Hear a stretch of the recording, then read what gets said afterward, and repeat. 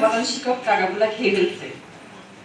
আমার ওই ধরনের মন মানসিকতা নাই, আর ভবিষ্যতে থাকবে এটাও আপনারা আশা করিয়েন না। আমার প্রয়োজন নেই। আমি চাই আমার বিদ্যালয়ের উন্নয়ন হোক।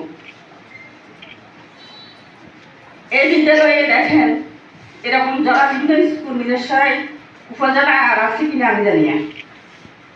নাই রং, নাই তোমার বিদ্যালয় আর নাই একটা আপনার ফার্নিচার।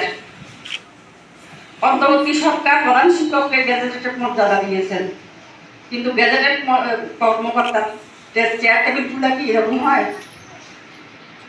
আমাদের সহকারী শিক্ষকরা যে টেবিলে বসে ওই টেবিলের একটা রিক্সিং নেই। ক্লাসরুমে একটা যে শিক্ষকেরা হাজিরা রাখবে একটা টেবিল নেই, ভালো একটা চেয়ার নাই। সে 4 ক্লাস থেকে 10 ক্লাস পর্যন্ত আমার বিদ্যালয়ে শিক্ষার্থী আছে। 4 ক্লাসের অবস্থা দেখেন, 5 ক্লাসের অবস্থা আপনারা সচক্ষে দেখেন, কিছুই নেই। শিক্ষা উপকরণ নাই। শিক্ষা উপকরণ পর্যন্ত আমার বিদ্যালয়ে নেই। আমি ওয়ান ব্লকের জন্য আবেদন করি, সেটাও না, উদয় হয়ে যায় শিক্ষা অফিস থেকে। ক্ষুদ্র মেরামতের জন্য আবেদন করি, সেটাও উদয় হয়ে যায়।